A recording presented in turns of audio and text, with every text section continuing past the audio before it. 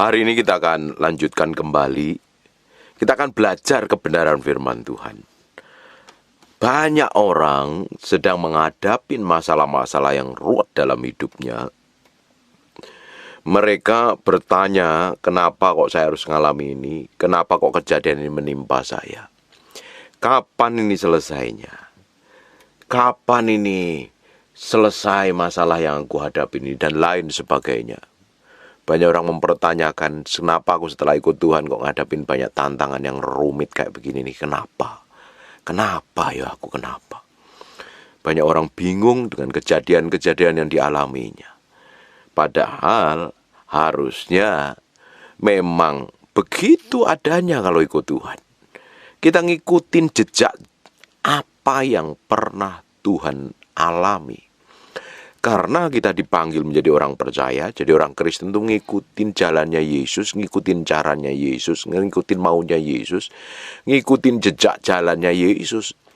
Kalau kita ngalami hal yang tidak enak sekalipun, kita jalanin aja, kita nikmatin saja. Kita mau jalan ngikutin apa yang Tuhan mau, kita ngikutin apa yang Tuhan inginkan. Sekalipun tidak enak, pasti kita percaya bahwa Tuhan menyediakan sesuatu yang ilahi di belakangnya. Jadi, ada pengharapan yang harusnya kita nikmati. Harusnya kita menikmati segala sesuatu yang ilahi. Sekalipun kondisi kita yang kita alami tidak enak. Saya melayani Tuhan 20 tahun lebih. Perjalanan hidup ngikut Tuhan itu ternyata tidak seperti yang saya bayangkan dulu. Ketika saya jadi hamba Tuhan, mungkin saya akan dipromosi, perjalanan saya akan diberkati, dan lain sebagainya. Ternyata pada kenyataannya perjalanan hidup saya ngalami proses demi proses. Perjalanan dimurnikan. Perjalanan ngalami banyak sekali hal-hal yang rasanya ndak enak.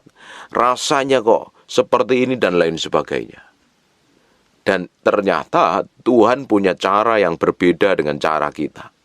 Caranya kita ngikut Tuhan, mungkin everything is okay. Semuanya berjalan dengan mulus, semuanya berjalan dengan baik. Tidak ada kendala, tidak ada masalah. Tapi ketika kita ngikutin jejak yang Yesus pernah tinggalkan kepada kita, ternyata kita harus benar-benar mengkonsekrasikan diri kita, menguduskan kita dari segala sesuatu yang duniawi, bahkan cara berpikir, cara bertindak kita pun harus sesuai dengan kebenaran firman Tuhan. Kalau tidak, kita ini menjadi orang yang sama dengan orang dunia, tercemar dengan orang dunia. Sehingga orang-orang di dunia sana tidak bisa melihat perbedaannya antara orang yang percaya Tuhan dan tidak. Tetapi Tuhan mau bentuk yang di dalam hati kita. Tuhan mau bereskan yang di dalam hati kita. Tuhan mau murnikan yang di dalam hati kita ini supaya didapati menjadi orang-orang yang berkenan di hatinya. Sekarang kita akan lihat di kitab 1 Petrus pasal yang kedua, mulai ayat yang ke-21. Nanti Bapak Ibu baca seluruh perikop ini biar ngerti. Tapi saya mau baca mulai ayat 21. Sebab untuk itulah kamu dipanggil, karena Kristus telah menderita untuk kamu dan telah meninggalkan teladan bagimu, supaya kamu mengikuti jejaknya. Kita ngikutin jejaknya. Bayangkan, apa itu jejaknya? Ia tidak berbuat dosa dan tidak ada tipu, tidak ada dalam mulutnya. Kita ngikutin, kita harus hidup kudus, kita harus hidup sesuai dengan apa yang Yesus pernah lakukan di muka bumi ini kalau kita mau ngikutin jejaknya. Saya sudah ngomong berkali-kali kalau hidup kita ini ingin sukses dan berhasil, menikmatin semua yang Tuhan janjikan dalam hidup kita. Simple sebenarnya. Dengar firman, dengar suara Tuhan, dan lakukan. Pasti ujung hidup kita akan mengalami sesuatu yang ilahi. Tuhan pasti buat kehidupan kita ini berhasil. Pasti. Yang jadi masalahnya untuk dengar suara Tuhan, untuk melakukan firman, dibutuhkan komitmen. Dibutuhkan kehidupan yang mati daging, pikul salib dan sangkal diri. Memberi diri sepenuhnya di hadapan Tuhan. Tanpa kompromi dengan hal apapun juga loh. Tapi kita ngikutin jejaknya Tuhan saja untuk belajar ngikutin kehendaknya, rasanya beratnya bukan main. Yesus, ia tidak berdosa dan tipu daya tidak ada mulutnya. Untuk jaga mulut kita saja, itu dibutuhkan komitmen, ketulusan, dan kemurnian di dalam hati kita kok. Banyak orang nipu, banyak orang ngomong gede, banyak orang menyombongkan diri, banyak orang melakukan banyak hal yang tidak layak dan tidak patut. Berapa banyak orang melakukan hal seperti itu? Harusnya semakin kita ngikutin kehendak Tuhan, kita berjalan dalam ketepatan ilahi, kita menikmatin semua yang Tuhan janjikan, harusnya kita ngikutin jejaknya. Bayangin, ketika ia dicaci maki, ia tidak membalas dengan caci maki. Berapa banyak orang untuk kasus ini saja susahnya setengah mati. Orang baru merendahkan saja, seringkali orang gak terima dan membalas dengan kata-kata makian, kata-kata yang menyakitkan, bahkan kata-kata yang merendahkan. Berapa banyak orang dengar perkataan buruk dari orang lain, dan kepikiran dan lain sebagainya. Yesus dicaci maki, ia tidak membalas dengan caci maki. Kita harusnya ikutin jejaknya Yesus. Orang nyinggung kamu dengan kata-kata yang menyakitkan, cukup kasih senyum saja, tidak perlu dipikirin. Tapi banyak orang mikirin sampai nggak bisa tidur. Bahkan dia pakai berbagai macam cara untuk melakukan pembalasan yang lebih menyakitkan. Terus kalau kita mau ikut Tuhan, apa bedanya? Apa yang menjadi perbedaannya antara orang yang ikut Tuhan dan tidak ikut Tuhan kalau kelakuan kita seperti itu? Yesus diludahi bahkan, dicaci maki, dikata-katain, direndahkan. Dia enjoy, menikmatin. Dia tahu kok posisinya dia itu sebenarnya apa di hadapan Tuhan. Dia ngerti persis kok. Makanya kita ini harus ngerti posisi kita di hadapan Tuhan itu seperti apa. Kalau engkau tahu bahwa kamu ini adalah orang yang diurapin Tuhan, kamu ini anak kerajaan Allah, kamu ini orang yang sudah dipulihkan, kamu ini orang yang sudah lahir baru. Orang merendahkan, orang yang nyakitin, orang yang ngata-ngatain buruk, nggak perlu dipikirin, nggak perlu dimasukin di dalam hatimu. Enjoy saja, nggak perlu pusing. Relax dan nikmatin saja hidupmu. Jangan malah kepikiran terus-terusan. Tapi banyak orang kepikiran terus-terusan. Sehingga sampai sakit hati. Sehingga sampai benar-benar hidupnya dikuasain oleh perkataan dan hal-hal yang orang lain lakukan. Hidup kita nggak ditentukan oleh perkataan orang.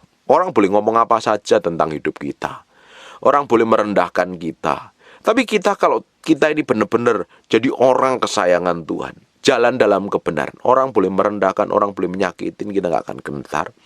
Kita nggak terlalu pusing, bahkan kita tetap jalan terus sama Tuhan. Jangan jadi orang yang selalu kepikiran dengan perkataan orang lain. Orang ngomong itu bebas. Orang lain biasanya lebih suka ngomongin yang jelek tentang kita dari ngomongin yang baik. Ya ada yang ngomongin yang baik, tapi itu pun tidak banyak. Lebih banyak orang ngomongin yang jelek. Ngelihat kelemahan kita dan ngeliatin kekurangan kita. Apalagi netizen. Ya ada ya netizen yang ngomong baik, tapi banyak kan netizen haters itu ngomongnya nyakitin. Ya ngapain dipikirin? Kalau nggak suka blokir saja beres. Apalagi kalau Bapak Ibu jadi orang percaya yang benar-benar hidup dalam kebenaran, hidup dalam kesucian, hidup takut akan Tuhan. Benar-benar karaktermu diuji lewat orang sekitarmu. Kalau orang luar ngomong, kamu masih santai-santai. Tapi bagaimana dengan pasanganmu ketika mereka ngomong buruk, ngomong jelek terus-terusan? Ketika pasanganmu merendahkan dan nyakitin kamu bisa mengendalikan diri dengan baik apa tidak? Harusnya fokusnya kepada Yesus. Nggak perlu kepikiran, nggak perlu pusing. Enjoy saja, nikmatin jalanmu sama Tuhan. Ikutin jejaknya Yesus. Yesus pernah dicaci maki. Ia tidak membalas dengan caci maki. Tapi kalau hari ini kamu dicaci maki orang, direndahkan, terus kamu membalas caci maki atas dasar harga dirimu direndahkan, artinya engkau perlu mati daging, pikul salib sangkal diri loh. Gak usah pusing dengan perkataan orang lain. Fokus sama janji Tuhan. Orang boleh merendahkan, tapi kalau kamu nih orang yang memiliki sikap hati yang benar di hadapan Tuhan, kamu menjadi orang yang disayangin Tuhan, Tuhan tetap akan promosi kamu. Orang boleh ngomong jahat kayak apapun juga, Tapi kalau kamu hidup benar di hadapan Tuhan, Tuhan tetap promosi kok. Kamu nggak akan rendah. Kalau yang di dalam diri kita ini memang jadi orang yang sudah benar, sudah kudus, sudah suci, yang terus diproses Tuhan, ngikutin apa yang mau Tuhan inginkan, jalan terus sama Tuhan. Orang boleh memperlakukan apapun juga, nggak perlu pusing, nggak perlu bingung, nggak perlu kepikiran. Enjoy, relax, jalan, ngikutin apa yang Tuhan mau, jalan ngikutin apa yang Tuhan inginkan. Amin. Hidup kita tidak ditentukan oleh perkataan orang lain, tapi hidup kita ditentukan oleh perkataan Tuhan. Kita ikutin aja Yesus. Yesus pernah dicaci maki kok. Ketika ia menderita, ia tidak mengancam. Baru dibohongin orang, ditipu orang. Pakai pengacara untuk mau jeblosin dia ke dalam penjara. Sampai dendam begitu rupa. Pingin membalasnya. Kalau udah sampai seperti itu, tidak benar di hadapan Tuhan. Kita ini ya, kalau diperlakukan orang, terus di dalam diri kita ini rasanya pingin balas, pingin memperlakukan orang yang menyakitin kita ini dengan hal yang buruk, yang jelek, dengan pikiran jelek, itu artinya kita ini nggak benar di hadapan Tuhan. Apalagi kalau di dalam hati kita ini punya keinginan untuk melukai dan menyakitin orang lain. Itu udah nggak benar. Itu artinya hati kita itu perlu dibereskan di hadapan Tuhan. Bapak Ibu, kalau engkau hari ini ya di dalam hatimu pernah engkau disakitin, engkau dilukain, engkau diperlakukan buruk, direndahkan di masa lalumu atau di kehidupan yang waktu kamu kecil dan lain sebagainya. Terus kamu sampai simpen dendam, pingin membalas begitu rupa. Dengerin baik-baik ya. Itu tidak benar. Itu sudah tidak benar. Penderitaan yang kamu alami di masa-masa yang lalu, kamu harus belajar berdamai dengan dirimu sendiri. Engkau harus belajar melepaskan pengampunan. Sebab tanpa kamu melepaskan pengampunan terhadap orang-orang yang pernah menyakiti dan melukai engkau di masa lalu, hidupmu akan terkungkung dalam kepahitan, dalam trauma, dalam hal yang tidak enak. Apalagi sampai pingin cari-cari untuk ngancem balik, dan akhirnya engkau pingin balas dendam. Itu sudah tidak benar di hadapan Tuhan. Kalau sudah seperti itu, perlu bertobat, balik sama Tuhan. Mulai cari Tuhan, mulai kejar Tuhan. Bapak Ibu, ada orang-orang yang pernah trauma di masa lalu. Besok kita bahas tentang masalah trauma. Orang-orang yang pernah disakitin, orang yang pernah dilukai, orang-orang yang pernah diperlakukan buruk di masa lalu dan masih teringat terus, belum bisa mengampuni. Sampai hari ini, hidupmu akan jadi batu sandungan, jadi trouble. Engkau harus berdamai dengan dirimu sendiri. Engkau harus berdamai dengan orang lain. Engkau harus belajar melepaskan pengampunan. Tanpa engkau bisa melepaskan pengampunan, hidupmu akan terkungkung dan terjerat dengan masa lalu yang pernah terjadi dalam hidupmu. Dan masa-masa buruk itu akan menghantuimu. Ketika engkau belajar melepaskan pengampunan, ketika engkau belajar mengampuni orang-orang yang telah menyakitin hidupmu di masa lalu, engkau mulai melangkah hidup damai, nikmatin semua berkat, menikmatin semua yang Tuhan janjikan, menikmatin semua kedahsyatan yang Tuhan sedang siapkan dalam hidupmu. Amin. Ini tidak gampang. Bapak Ibu, dengerin khotbah saya gampang. Saya itu pernah ngalami diperlakukan buruk orang lain. Ini saya pernah saksikan di khotbah yang lain. Saya lupa judulnya. Diperlakukan buruk pemimpin saya, diperlakukan buruk gembala saya di masa lalu. Pernah saya ngalami kayak gitu. Dan saya harus tetap memiliki sikap hati yang benar di hadapan Tuhan. Kita izinkan Tuhan untuk membalasnya. Kita izinkan Tuhan tuh campur tangan di dalamnya. Jangan sampai di dalam hati kita punya keinginan untuk membalas balik. Kalau sudah sampai dalam hati kita punya keinginan untuk membalas balik, itu tidak benar. Hati kita harus diluruskan dulu di hadapan Tuhan. Waktu saya diperlakukan buruk di masa lalu, sama gembala saya juga pernah diperlakukan buruk. Karena pemimpin saya di masa lalu itu pemimpin yang insecure. Dia nggak tenang kalau anak bawahannya lebih dipakai Tuhan, lebih punya pengaruh, dia nggak senang. Makanya dia pakai segala macam cara untuk merendahkan dan nyakitin dan lain sebagainya lah. Padahal mereka adalah orang-orang yang harusnya ngerti kebenaran. Saya juga pernah diperlakukan buruk oleh orang lain, dituduh, difitnah. Saya tidak balas. Saya justru temuin, saya minta maaf. Dan apa yang terjadi, saya beri waktu Tuhan untuk membela diri saya. Waktu saya diam, daging enak enggak? Daging enggak enak. Waktu Bapak Ibu ketika diperlakukan buruk orang lain, difitnah orang lain, disakitin orang lain, diperlakukan tidak adil oleh orang lain, dan engkau memilih untuk diam, dagingmu itu tidak enak. Dagingmu akan teriak. Dagingmu maunya membalas. Dagingmu ingin menghajar. Bahkan engkau bisa pakai nama Tuhan untuk mendoakan untuk supaya malaikat turun gebukin dia. Dan lain sebagainya lah. Kalau sampai seperti itu, hati kita belum benar di hadapan Tuhan. Saya belajar melepaskan pengampunan. Saya diam. Saya temuin orang yang pernah nyakitin saya ini. Dan saya minta maaf sama mereka. Karena saya belum sempurna seperti yang Yesus, yang mungkin mereka harapkan Yesus manifestasi dalam hidup saya. Ternyata mungkin dia dapatin masih seperti Yudas saya. Belum seperti yang dia inginkan. Macam-macam lah. Saya minta maaf. Tapi saya pastikan posisi saya tetap benar di hadapan Tuhan. Dan hati saya benar di hadapan Tuhan. Saya diam. Daging saya memang secara fisik, secara daging tidak enak. Tapi saya harus melakukan kebenaran karena saya tahu ngerti kebenaran. Saya diam. Membiarkan Tuhan membela saya. Membiarkan Tuhan beracara dalam hidup saya. Dan apa yang terjadi? Tuhan benar-benar membela saya. Nah, hari ini saya perhatikan mereka nggak jadi apa-apa. Bahkan hidup yang penuh trouble. Saya menikmatin semua kebaikan dan kemurahan Tuhan. Memang benar-benar kata Alkitab katakan penghakiman itu bukan bagian kita, bukan hak kita. Itu penghakiman itu miliknya Tuhan. Bagian kita itu melakukan firman. Nggak perlu nuntut orang lain. Nggak perlu nyalain orang lain. Nggak perlu ngatain orang lain. Nggak perlu balas dendam.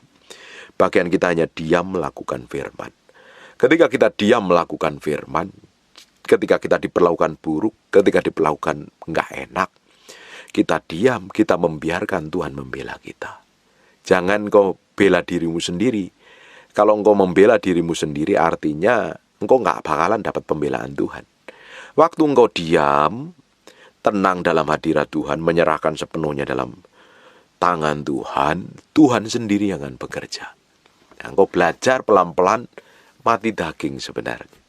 Engkau mati terhadap dirimu sendiri. Engkau belajar menguasai dirimu dengan baik. Ketika engkau belajar menguasai dirimu dengan baik, Tuhan lihat. Dan Tuhan kerjakan sesuatu yang ilahi dalam hidupmu. Orang yang menyakitimu akan berurusan dengan Tuhan. Dan engkau sendiri akan mengalami promosi yang datangnya dari Tuhan. Cara hidup kekristenan yang sejati itu seperti itu. Bukan kita mau balas, kita mau sakitin orang lain, kita mau perlakukan buruk orang lain yang pernah menyakitin balik. Tapi kita bisa menguasai diri dengan tepat.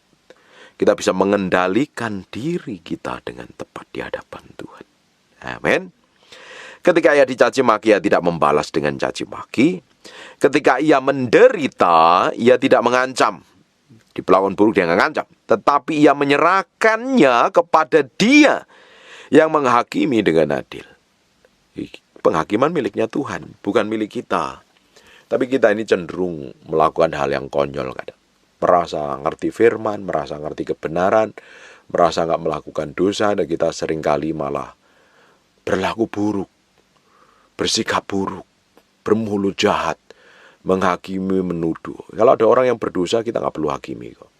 Kita juga pernah berdosa, doain saja. Nggak perlu kita ini menjelekin orang lain, nuduh orang lain. Kalau kita lihat ada orang bikin kesalahan, ketika kita lihat orang bikin dosa, doain. Kita nggak perlu ngomong-ngomongin kok. Kita nggak punya hak untuk menghakimi siapapun. Nggak punya hak. Kita jaga lidah bibir kita. Jangan sampai terjerat dengan hal yang busuk, akhirnya berkata-kata buruk.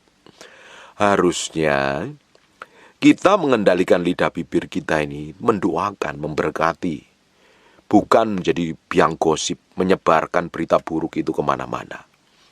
Kalau kita menjadi biangnya yang menyebarkan berita buruk, akhirnya apa? Orang itu bisa terluka, tersakitin kalau ada orang itu berdosa. Jangan-jangan malah yang kita omongin, yang kita hakimi dia bertobat, kita sendiri malah nggak bertobat.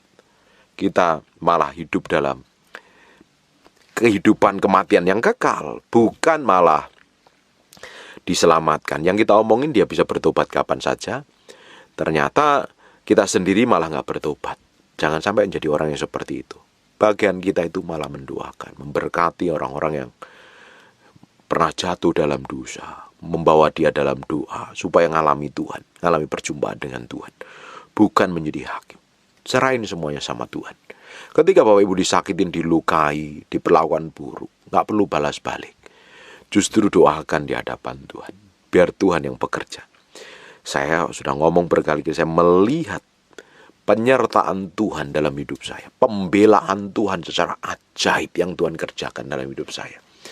Tuhan lakukan hal yang ilahi dalam hidup saya. Bapak Ibu, kalau engkau hari ini diperlakukan buruk, diperlakukan tidak adil oleh orang lain, diam, serahin sama Tuhan. Tuhan sedang berurusan dengan hatimu. Sebenarnya semua kejadian yang terjadi dalam diri kita ini diizinkan Tuhan. Tuhan mau beresin yang di dalam diri kita. Kita menganggap diri kita ini sudah benar, kita menganggap diri kita ini sudah kudus, kita menganggap diri kita ini sudah berkenan di hadapan Tuhan. Ternyata Tuhan mau lebih. Tuhan mau hati kita sepenuhnya. Makanya kalau didapatin hati kita tidak benar, kalau didapatin hati kita tidak kudus, kalau didapatin hati kita tidak berkenan di hadapan Tuhan, Tuhan selalu akan beres yang di dalam kita. Dan Tuhan selalu pakai orang di sekitar hidup kita. Makanya semua kejadian yang kita alami itu ada maksud Tuhan. Makanya kita harus berdoa dulu, tanya Tuhan, maksudmu apa? Tujuanmu apa? Di balik semua kejadian yang kau alami ini, engkau punya maksud dan tujuan apa? Apakah ini sebagai didikan untuk membuat aku berubah? Atau ini adalah engkau sedang berurusan hatiku, ini sarana untuk engkau mempertajam hidupku. Jangan buru-buru cari kambing hitam nyalain orang lain. Jangan buru-buru membenarkan diri, merasa diri paling benar.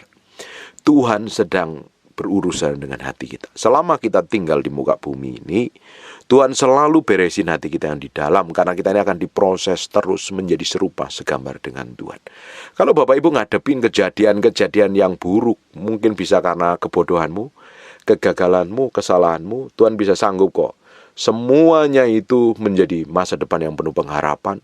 Tuhan sanggup ubahkan, Tuhan sanggup lakukan hal-hal yang ilahi, dan Tuhan sanggup buat segala sesuatu begitu powerful dan dahsyat. Jadi bagian kitanya ngikutin apa yang Tuhan mau saja. Memiliki respon yang benar di hadapan Tuhan di balik semua kejadian. Bapak Ibu, engkau mungkin hari ini divonis dokter. Wah, kamu ngalami penyakit ini yang gak bisa disembuhkan, penyakit ganas ini. Serahin sama Tuhan. Berserah sama Tuhan. Minta maksud dan tujuan Tuhan dalam hidupmu apa.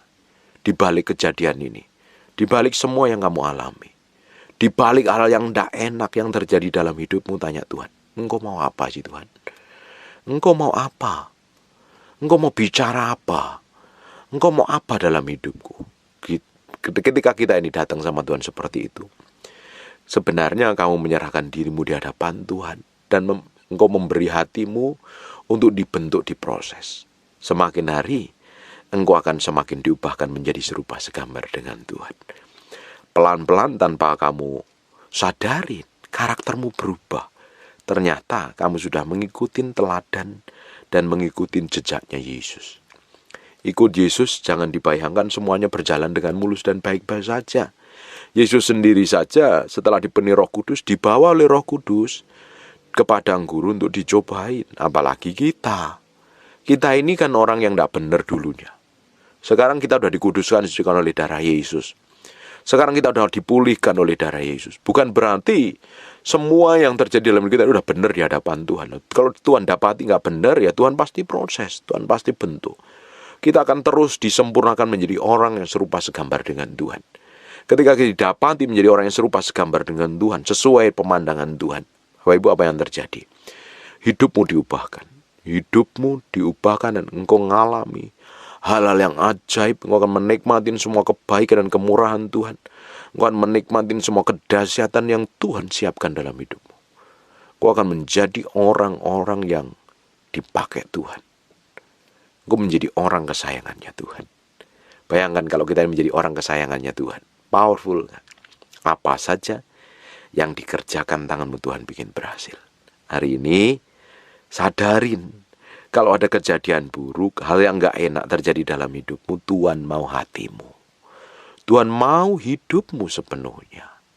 Jaga sikapmu, jaga responmu. Gak usah terpancing dengan perkataan orang lain. Gak usah kepikiran dengan perkataan orang lain. Kalau orang lain berkata buruk, gak usah dipikirin. Lebih baik kita mikirin apa yang Tuhan katakan dalam diri kita. Amin. Saya berdoa apa yang saya sampaikan hari ini membuat kamu mengerti kebenaran, sehingga kamu memiliki respon hati yang benar. Sekalipun orang yang mengata-ngatain adalah pasangan hidupmu, kamu bisa tenang, rileks loh. Karena Tuhan sedang bentuk hidupmu. Miliki respon hati yang benar. Jangan jadi orang yang gampang histeris, panik, jerat-jerit, marah. Semua kejadian yang terjadi dalam hidup kita diizinkan Tuhan. Karena Tuhan mau hati kita. Tuhan mau bentuk kita. Tuhan mau bawa kita menjadi orang kesayangannya. Nggak enak. Emang harus ngikutin jejaknya. Ngikutin jejaknya Tuhan. Kalau bikin mujizat oke. Tapi bagaimana ngikutin jejaknya, ngalami penderitaan. Ngalami aniaya. Suka tidak suka, kekristenan akan ngalami proses ini. Saya mau ngomong sesuatu yang real. Saya nggak mau hibur Bapak Ibu. Pada kenyataannya, kalau khotbah hanya menghibur, engkau tertipu nanti. Pada kenyataan hidupmu, engkau ngadapin ujian tantangan yang berat. Sebenarnya engkau sedang berjalan bersama Tuhan. Tidak perlu khawatir. Tuhan ada di sampingmu. Tuhan menyertaimu. Di baliknya, Tuhan akan promosi hidupmu. Tuhan akan bawa engkau naik. Masuk dalam level kedalaman dengan Tuhan. Kau akan menikmatin semua yang baik yang Tuhan janjikan dalam hidupmu. Amin. Saya berdoa hari ini Tuhan singgahkan sesuatu yang ilahi dan engkau hidup diubahkan dalam hadirat. Tutup matamu, tutup Alkitabmu, kita berdoa. Bapak, terima kasih buat firman-Mu. Kami materaikan dengan darah anak domba nempel dalam hati kami. Berhari-hari, berminggu-minggu, berbulan-bulan, bermenijada kehidupan. Firman ini merubah yang di dalam kami. Semakin kami dijadikan jadi serupa segambar dengan Tuhan.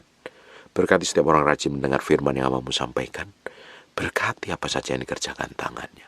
Berikan kemampuan dan kekuatan untuk berjalan dalam kekudusan.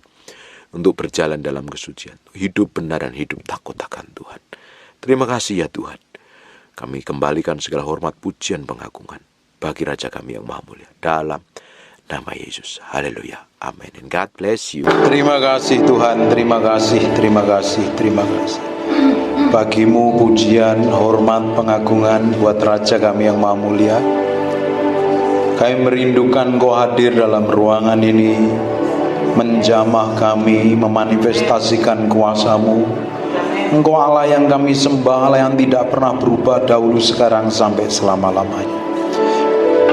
Di zaman Musa, Engkau buat mujizat, bahkan Kau menyertai orang Israel, membelah lautan, menjadi tiang awan dan tiang api, memberikan makan kepada orang-orang Israel di padang gurun. Hari ini juga Allah yang tahu setiap detil kami, seluruh kehidupan kami, yang memelihara kami, menjagain kami, memproteksi kami. Kau lihat kerinduan kami, pingin berjumpa dengan Kau secara pribadi, bahwa kami mengenal-Mu secara dalam, mengalami Tuhan secara pribadi, dan hidup kami diubahkan di dalam hadirat. Terima kasih Tuhan. Kami berjanji segala hormat, pujian, pengagungan buat Raja kami yang maha mulia. Dalam nama Yesus. Amin.